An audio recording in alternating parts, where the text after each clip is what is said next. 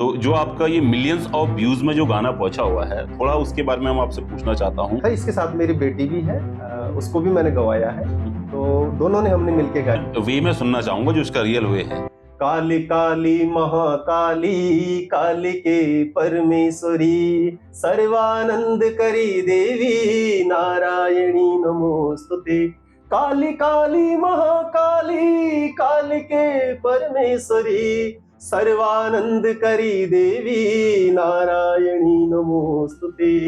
तो कभी आपने बचपन में ऐसा भी सोचा कि आने वाले टाइम पर आपको बिलियंस ऑफ लोग देखेंगे? अपने ऊपर कृपा है वो सब कुल देवी की है। भजन तो आप गाए रहे और भजन के बाद आपने कुछ आशिकी गाने भी गाए हैं। बेशक चाहे हम ब्राह्मण हैं, चाहे हमारा कर्म पंडित आई है, कुछ भी है, लेकिन एक मन भी तो होता है ना। लेकिन जो गाना आपने गाया है ना, ये रियल में ये वो गाना है एवरग्रीन जिसको बोलते हैं, आजीवन चलने वाले गाने, जिसके नेगी जी के कोई भी गाना उठा के हम देख ले वो एवरग्रीन है। तेरी तै स्वाणी मुकुड़ी म्यारा स्वर्ण सुपीन सजानो। तेरी तै स्वाणी मुकुड़ी म्यारा स्वर्ण सुपीन सजानो। लेकिन ऐसे गायकार भी आज जो हुर्र फुर करे 2-4 साल चले आज बैठे हुए हैं कि ये है पानी के बुलबुले, इसीलिए लंबे बने हुए हैं। एक हमारे और पुराने गायक भी थे, मैंने उनको बहुत फॉलो किया। साथ ही साथ आपने पॉलिटिक्स के ऊपर भी कुछ गाने गाए हैं। ये आम की दानी जैसा चूस लिया, एक ने भी, दूसरे ने भी, तीसरे ने भी, चौथे ने भी, आइए आप भी चूसिए। विकास करी उत्तराखंड को विनाश ना करी हो, ओणक तो ए कर ओ दीदा केसरी हो। यानी कि ये गाना ना हार्ट टचिंग सॉन्ग, क्योंकि पहाड़ ऊंचे हैं, पहाड़ ऊंचे हैं और पहाड़ के लोग भी ऊंचे हैं।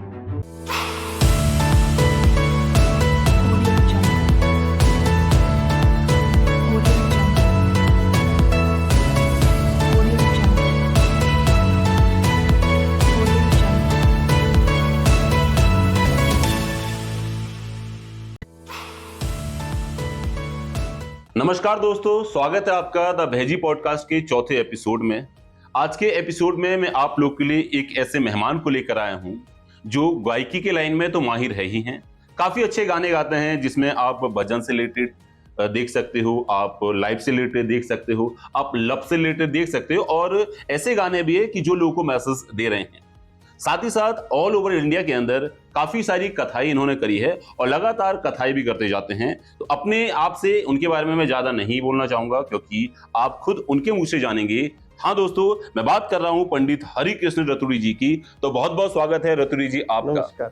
कैसे हैं आप? बढ़िया जी। सबसे पहले तो मुझे बताइए, कोई प्रॉब्लम तो नहीं यहाँ तक पहुंचने के लिए? नहीं, बिल्कुल आराम से पहुंचे। क्योंकि आप ठंडे में आए हैं और दूर से आए हैं, ठीक, बाई व्हीकल आए हैं, तो मुझे लगता है कि इस ठंडे में प्रॉब्लम नहीं होनी चाहिए आपको। नहीं, कोई प्रॉब्लम नहीं है, बढ़िया है, आनंद से। तो मैं आपके साथ आज काफी सारी बातें करना चाहता हूँ। जी। चाहे वो आपकी म्यूजिक से रिलेटेड हो या फिर आपकी कुछ कथाओं से रिलेटेड हो, वो बीच बीच में आपसे काफी सारे सवाल मैं पूछना चाहूंगा।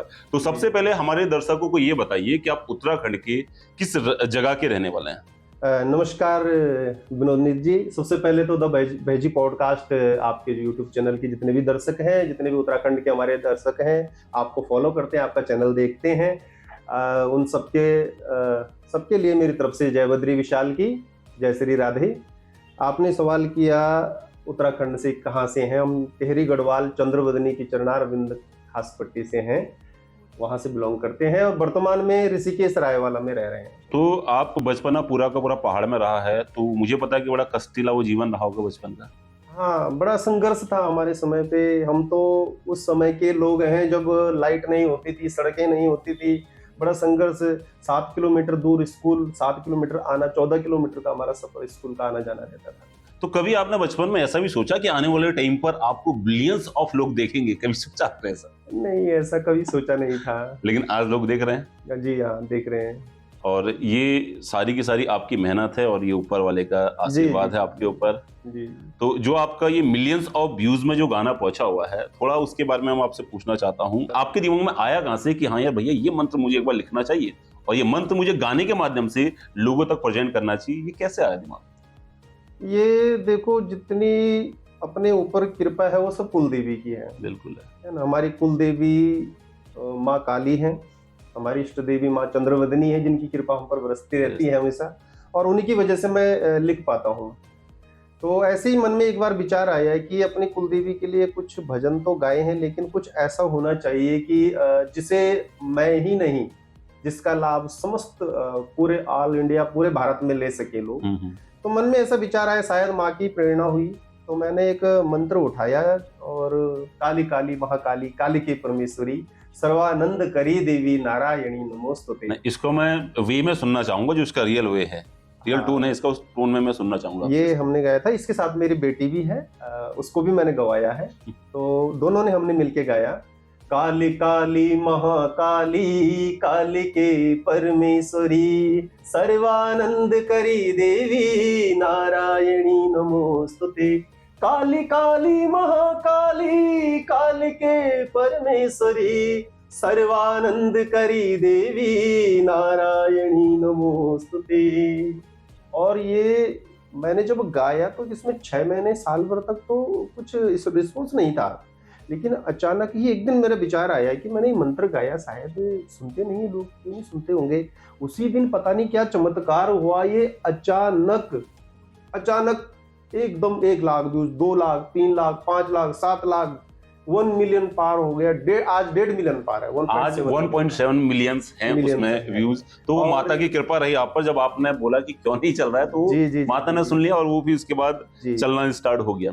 अच्छा, तो आप भजन तो गाती हैं, लेकिन भजन के अलावा आप, मैंने देखा आपके चैनल को विजिट किया है, आप भजन के साथ साथ लव सॉन्ग भी गाते हैं अपनी गढ़वाली लैंग्वेज में। साथ ही साथ आपने पॉलिटिक्स के ऊपर भी कुछ गाने गाए हैं, जैसे कि मैं पॉलिटिक्स के ऊपर की अगर बात करूं तो आपने गाना गाया है ओ दीदा केसरी और व्यंजन आकड़ी। और ये व्यंजन आकड़ी वाला गाना मैंने ऑलरेडी पहले बचपन में सुना था, तो उस टाइम पे तो बहुत मजा आता था इस गाने को सुनने में, लेकिन समझ में नहीं आता था। तो अभी जैसे कि आप ये राजनीति के ऊपर आपने कुछ गाने गाए हैं, जैसे कि मैंने आपको बताया ओ दीदा, क्या कारण था कि आपको ये ओ दीदा वाला गाना गाना पड़े? और इसमें मैंने देखा है कि उस टाइम पर, आज से 3 साल पहले ये गाना आपका है, और उस टाइम पर हमारे उत्तराखंड के अंदर चुनाव चल रहे थे और जिसमें बाहर की कुछ सरकारें हैं वो भी एंट्री मारने की सोच रही थी, और उसी उपलक्ष्य में शायद आपने गाना गाया है।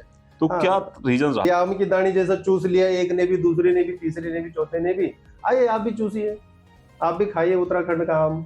इतने टाइम से चूस ही रहे हैं लोग, इतने चूस ही रहे हैं, क्योंकि गजब की बात है, भारत की किसी भी स्टेट में इतने मुख्यमंत्री नहीं बदले जितने हमारे उत्तराखंड में, इतने कम टाइम में। मुझे लगा, मन में विचार आया कुछ लिखना चाहिए इस पर।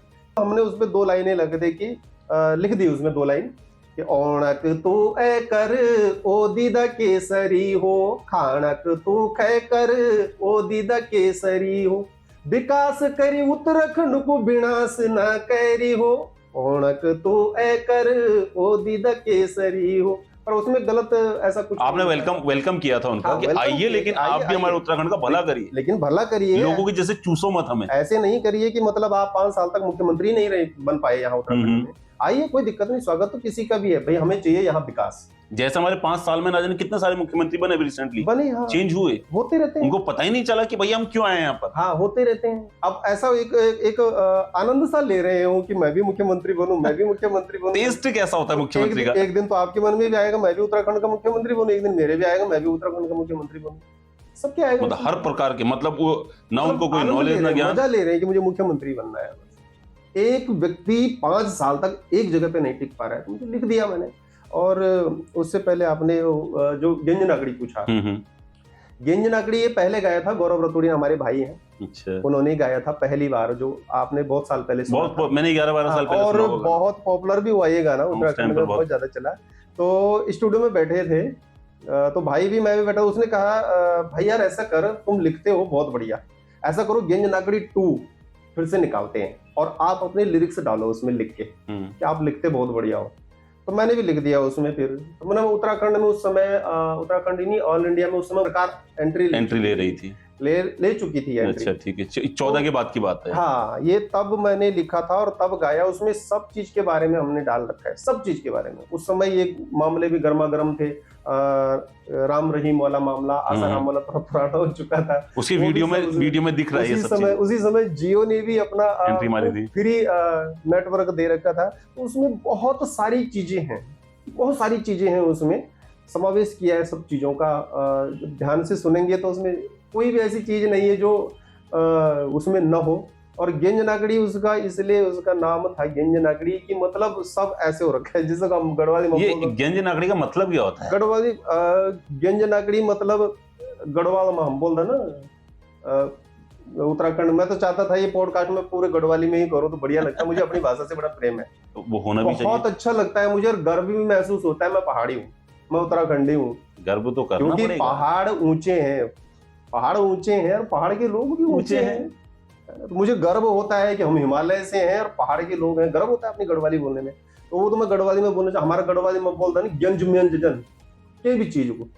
मान लो आपने थाली में खाना रखा, मिक्स हाँ थाली में खाना रखा और वहीं खीर भी डाल दी, वहीं दाल भात भी डाल दिया, वहीं तो गंज मेंज हो गया, वैसा कर दिया।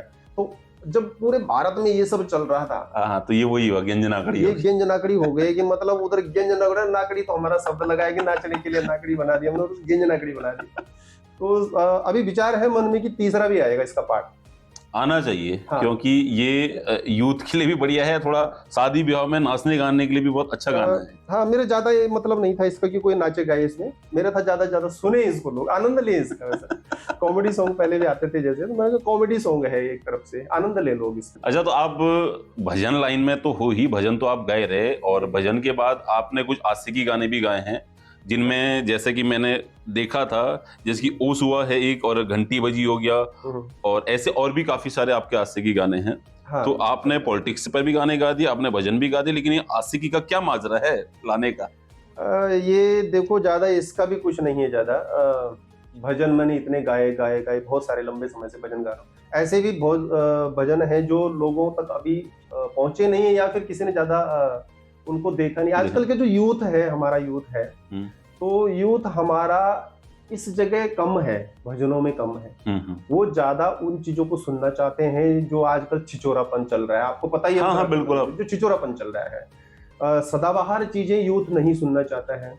और भजन गा गा के मैंने सोचा, बीच में मन में विचार आया है कि एक बार अगर मैं कुछ ऐसे गीत भी लिख लूं, इनको गा लूं, ताकि युवा चैनल पे आए, चैनल पे आके मेरे बाकी जो भजन है आध्यात्म से भी जुड़े। भाई ठीक है, जीवन में गाना नाचना ये तो ठीक है, आप नाचिए गाइए, इसके लिए मना ही नहीं, लेकिन साथ साथ में अपने संस्कृति, अपनी परंपराओं, अपनी रीति रिवाजों से, अपने परमात्मा से भी कनेक्ट रहें।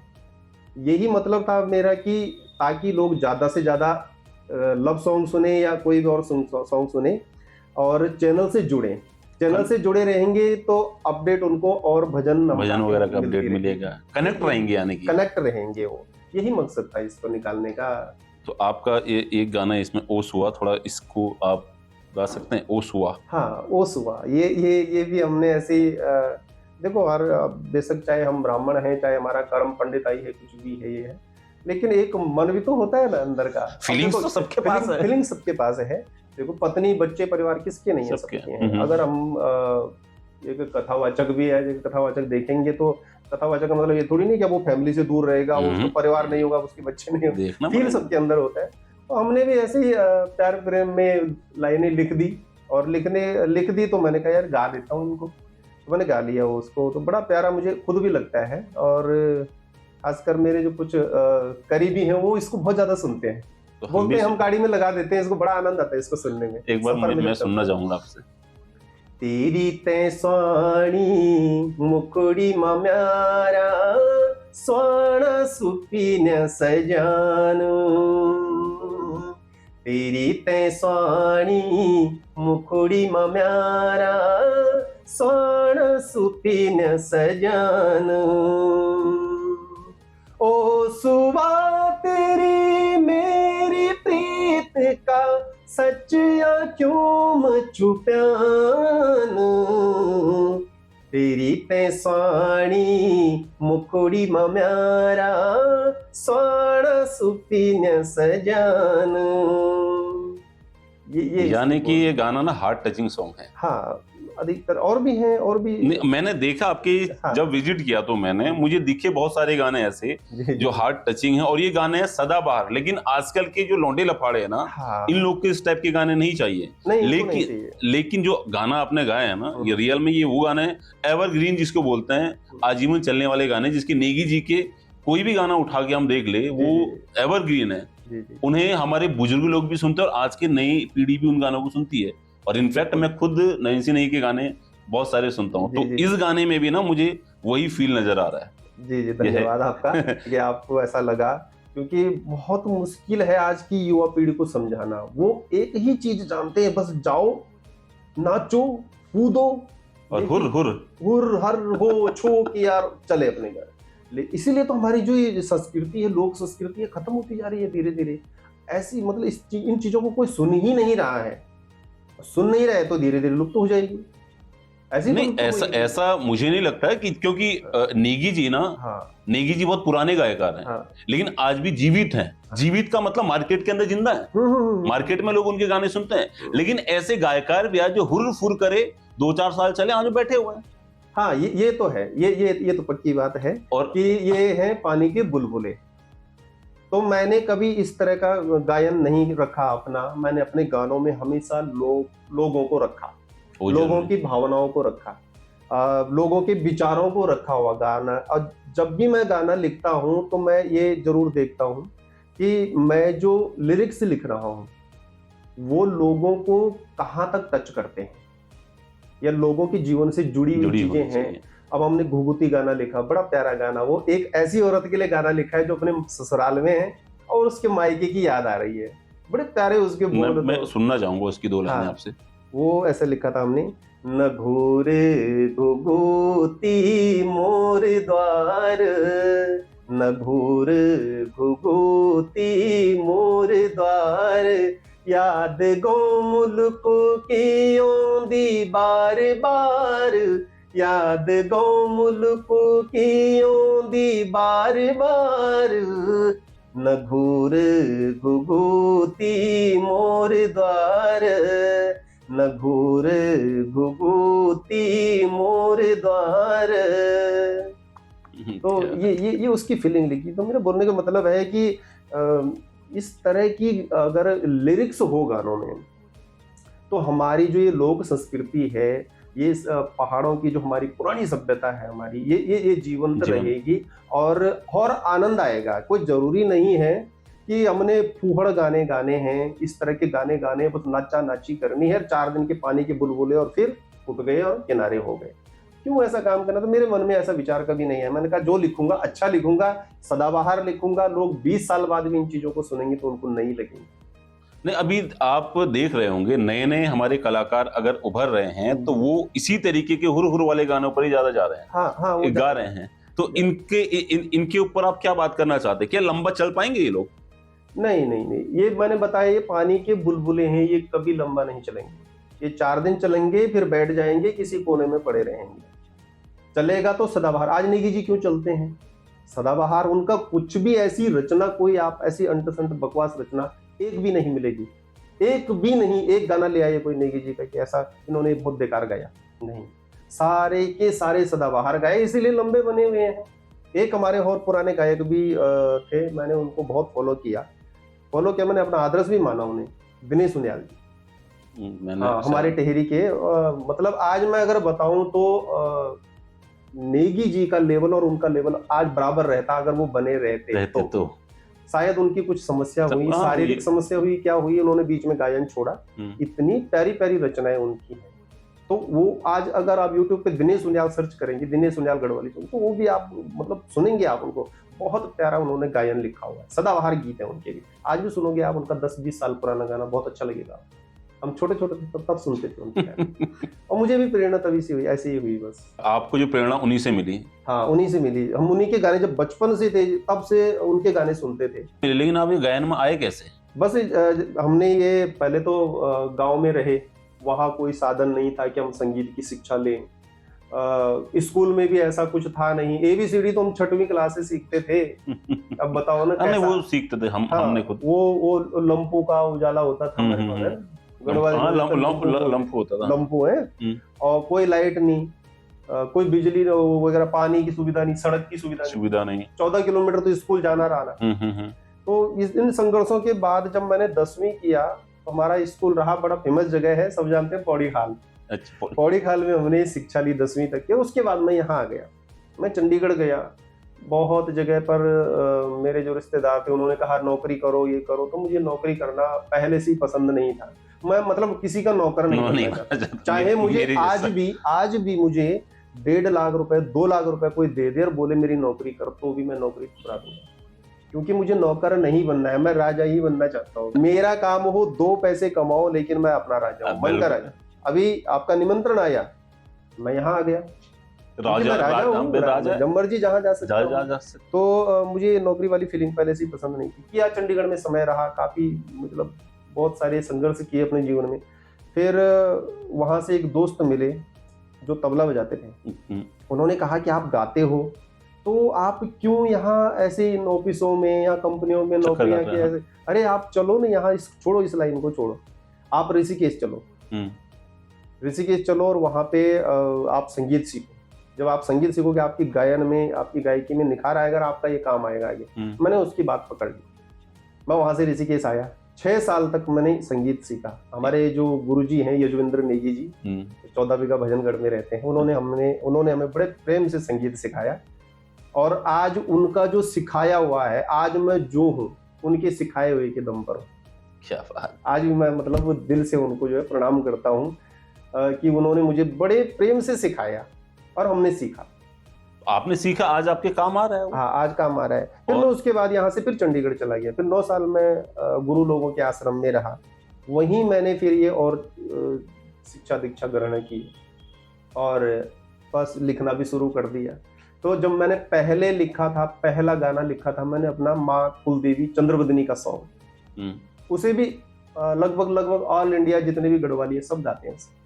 एक बार सुनना चाहूँ। हे माता चंद्रवदनी जगत वंदिनी, हे माता चंद्रवदनी जगत वंदिनी, खाली हाथ खड़ू चो तेरा द्वार माँ, खाली हाथ खड़ू चो तेरा द्वार माँ, तेरा चरणों में प्रणाम बारंबार माँ, तेरा चरणों में प्रणाम बारंबार माँ, हे माता चंद्रवदनी जगत वंदिनी, हे माता चंद्रवदनी जगत वंदिनी। और आयो माँ भगवती की इतनी कृपा हुई कि मतलब उसके बाद मेरी लेखनी को अभी तक विराम नहीं मिला। बस लिखता रहता हूँ। अभी भी बहुत सारे गाने, बहुत सारे भजन मेरे पास, इतनी मोटी डायरी है, फुल भरी हुई है भजनों से। और शायद मुझे लगता है कि ये उम्र तो बीती जाएगी, फिर भी नहीं गा पाऊंगा। ये मतलब उस माँ भगवती ने ऐसी कृपा की, सरस्वती रूप में मेरी वाणी और बुद्धि में ऐसी विराजमान हुई। अच्छा, मैं अब ये आपसे बोलना चाहता हूँ, जो दोस्ती के बारे में बोल रहे हैं ना, जो आपको तबले के साथ यहाँ लेकर आया, उसके साथ कांटेक्ट है अभी भी? अब कांटेक्ट नहीं है। काफी समय तक हम मित्र बने रहे, बाद में वो कनाडा चले गए। हाँ, वो कनाडा चले गए। तो अब जैसे विदेश गए तो संपर्क अब काफी कम। तो वो अभी भी म्यूजिक लाइन में या फिर लाइन उनकी चेंज हो गई? शायद गए तो कहीं मंदिर में थे, तो वहाँ मेरे ख्याल से दोनों काम करते हैं, वो पूजा पाठ का भी और संगीत का भी। तो अगर आप हमारे चैनल के माध्यम से अगर उनको कुछ बोलना चाहते हो, क्या पता उन तक वीडियो पहुंच रहा होगा, तो आप जरूर। हाँ, शायद पहुंचेगा जरूर। देखते हैं वो मेरी सारी वीडियो तो देखते हैं। तो अगर कुछ बोलना चाहते हैं उनके लिए पर्सनली आप? बस बोलना क्या चाहेंगे, हम तो धन्यवाद करना चाहेंगे हर प्रकार से उनका। और कभी उनका यहाँ इंडिया में आना होगा तो मिलना भी चाहेंगे। अब कांटेक्ट वगैरह तो कहीं है नहीं, लेकिन जरूर चाहूंगा कि जरूर मिलें एक बार। अगर वीडियो देख रहे होंगे तो कांटेक्ट, हाँ, चैनल के माध्यम से अगर उनके पास वीडियो जाता है और वो देखते हैं तो अब अभी तो हमने नाम नहीं बताया, आपने पूछा नहीं, मैंने बताया नहीं। उनका नाम है मनोज गैरोला। अच्छा, तो गैरोला जी अगर देख रहे होंगे तो देखेंगे, जरूर देखेंगे। तो उन्होंने ही मुझे ये कहा था कि आप सीखो, आप ऐसे अगर ऐसे ही जैसे आजकल चल रहा है कि मैंने एक गाना लिखा और चला गया स्टूडियो, गाना बना दिया, निकाल दिया, नहीं। उन्होंने कहा ऐसा बनना है तो ये तो बुलबुले हैं, ये तो कोई बन जाएगा। आप इसका बेस जहाँ बेस है इसका, वहां से शुरू करो। तो वो मुझे लेके आए। तो उन्होंने मुझे एड्रेस भी दिया था कि वहां पे सीखो, आप 14 बीघा में सिखाते हैं। तो इसलिए मैं उनका धन्यवाद करूंगा, मनोज गैरोला जी का, कि उन्होंने मुझे ये सब बताया। और आज भी मैं दिल से धन्यवाद करता हूँ। ऐसे इंसान को लाइफ में कभी नहीं भूलना चाहिए। आप कितने भी बड़े आदमी बन जाओ ना, कभी नहीं भूलता मैं। इसलिए तो मैंने देखो अपने 2 लोगों का नाम तो मैंने जरूर लिया यहाँ। एक हमारे गुरुजी हैं यजवेंद्र नेगी जी, जिन्होंने मुझे संगीत सिखाया, और एक हमारे मित्र जिन्होंने हमें ये प्रेरणा दी कि राह आप दी है। वहां जाइए और वहां सीखिए, आप इन कंपनियों में नौकरी में मतलब समय बर्बाद मत बर्बाद करिए। मत करो। और इन सब के पीछे यहाँ तक भी उससे पहले अब ये सारा श्रेय जाता है हमारी स्वर्गीय माता जी को। वो तो जरूरी है। हाँ, वो इसलिए जाता है कि उन्होंने मुझे हर पल हर समय सपोर्ट किया। मतलब जैसे बोलते हैं ना, एक माँ अपने बच्चे को भूखा रखती है, खिलाती है, पिलाती है, सब कुछ करती है, तो बड़ा भी हो गया तब भी उसके लिए मैं ऐसा ही था, छोटा सा। मतलब सारी चीजें की उसने मेरे लिए। सिखाया, मतलब लर्निंग हाँ। पार्ट वहीं से रहा है। ठीक है, वेरी है गुड। ना, तो वहां से प्रेरणा मिली और फिर इन 2 लोगों ने, इन 3 लोगों की वजह से मैं आज यहाँ पहुंचे, यहाँ पड़ा।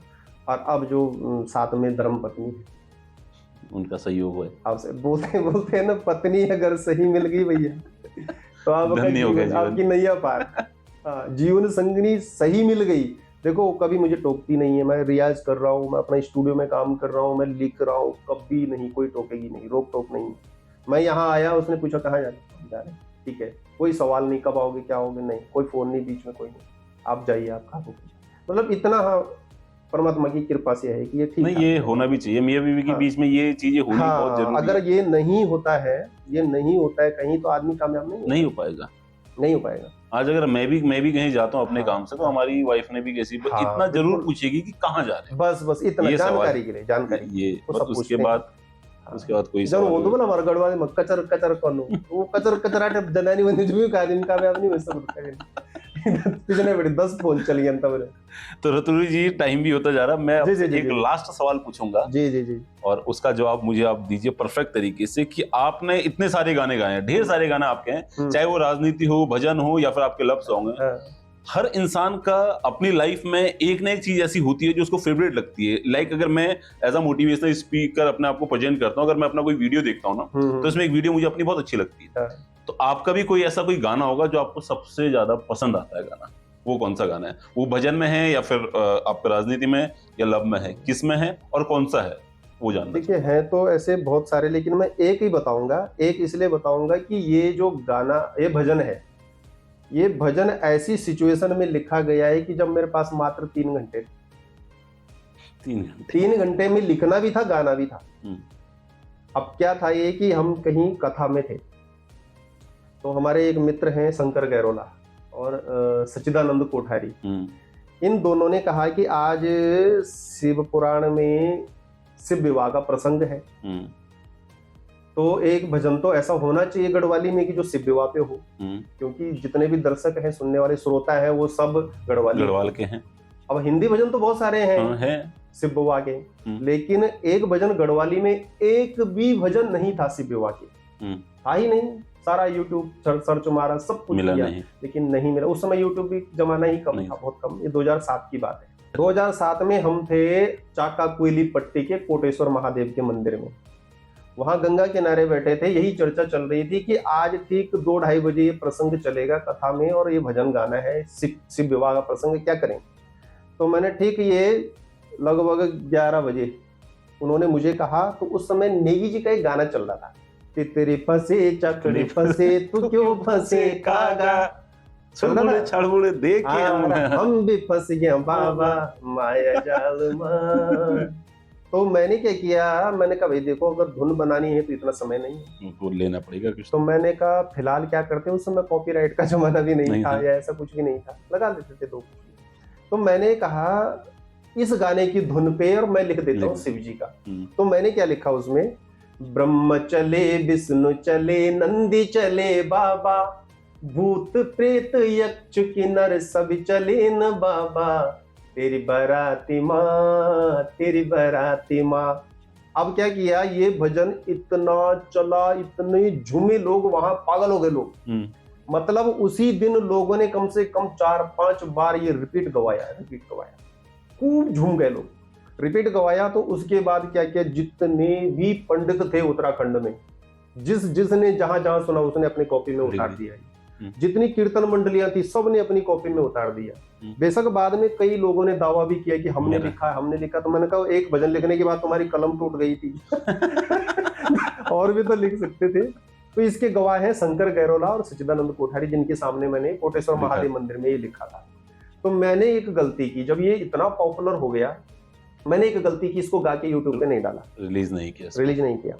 तो उसके बाद बहुत ज्यादा ये चलने लग गया। एक बार बद्रीनाथ में ही मैं बद्रीनाथ जी के दर्शन करने गया, मैं बाहर पे खड़ा हो रखा, अंदर मेरा ही भजन गा रहे लोग और झूम रहे, नाच रहे। मैं बद्रीनाथ से बोला, मैंने कहा हे प्रभु क्या लीला है तेरी, जिसने इतनी मेहनत से लिखा उसको कोई जानता ही नहीं है। अब बताए भी तो कैसे बताएं? अब बताएं भी तो किसे बताएं? कोई भरोसा नहीं करेगा, भरोसा भी नहीं करेगा। और किस किस को जाएं, किस किस को सामने जाएं कि मैंने लिखा है, मैंने लिखा। तो मैंने कहा छोड़ो रहने दो, मैंने नारायण के ऊपर छोड़ दिया, जैसी तेरी इच्छा। तो उसके बाद मेरे मन में विचार आया कि अब तो इसको जो है बहुत ज्यादा ही फैल चुका है ऑल इंडिया में। मैंने क्या किया, इसकी धुन को मॉडिफाई कर दिया, थोड़ा मॉडिफाई किया। अब मैंने क्या किया, नया गाया जो मैंने अब इसको नए तरीके से गाया। ब्रह्म चले, विष्णु चले, नंदी चले बाबा, भूत प्रेत यक्ष किन्नर सब चले न बाबा, तेरी बाराती माँ हे भोला, तेरी बाराती माँ चले, तेरी बाराती माँ हे बाबा, तेरी बाराती माँ। तो क्या था वो जो था ना, तेरी बाराती माँ, तेरी बाराती माँ, नेगी जी वाला म्यूजिक से हट गया। नेगी जी मुझे कॉपीराइट भेज देते। तो मैंने क्या किया, उसको कर दिया तेरी बाराती माँ हे भोला, तेरी बाराती माँ। अब धुन भी चेंज हो गई, शब्द वही है, गाना भी बढ़िया बन गया। और अब मैंने 2012 में इसको गा के यूट्यूब पे डाला। वीरेंद्र नेगी जी ने इसमें म्यूजिक किया था। उस समय अपना स्टूडियो नहीं था देहरादून में, संजय राणा बेचारे स्वर्गीयवासी हो गए, उनके स्टूडियो में इसको रिकॉर्ड किया था। और उसके बाद मैंने 2012 में डाले तो लगभग 2.5 लाख 3 लाख व्यूज इसमें अभी है। अगर मैं पहले ही डाल देता आज मिलियन व्यूज में। आज तो बहुत ज्यादा। तो जो गाना आपने लिखा था वो किसी के यूट्यूब चैनल पे भी रिकॉर्डिंग के साथ? हाँ डाला हुआ, रिकॉर्डिंग हाँ, एक गायक है देहरादून से, उन्होंने सेम का सेम जैसे मैंने डाला था, उनको शायद उनको कॉपीराइट आया कि नहीं आया नेगी जी का, लेकिन सेम का सेम जैसे मैंने लिखा था और जैसे इसकी पहले म्यूजिक दिया था, सब धुन वगैरह थी, वो सब सेम का सेम उन्होंने डाला हुआ है। तो उनको मैंने जब पूछा कि मैंने ये लिखा हुआ है, मैंने ये गाया हुआ है, तो तुमने ऐसे यूट्यूब में कैसे डाला, इसको क्यों डाला?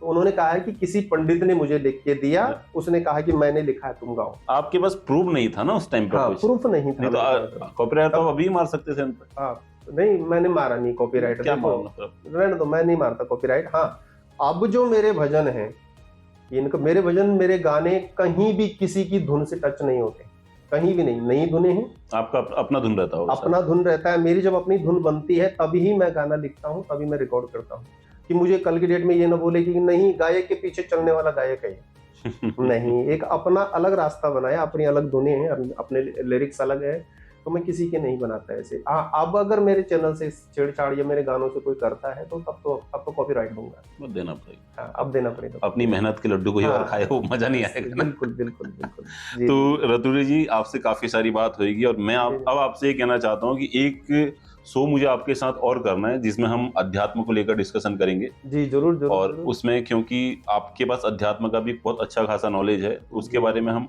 कभी अगर टाइम मिलेगा मैं आपको फिर इनवाइट करूंगा। बाकी आज के लिए बहुत बहुत धन्यवाद कि आपने मुझे अपना कीमती धन्यवाद। और एक बार फिर से समस्त उत्तराखंड वासियों को और आपके चैनल से जितने भी जुड़े हैं दर्शक को, उनको एक बार मेरा जय बद्री विशाल की राधे राधे, जय श्री राम।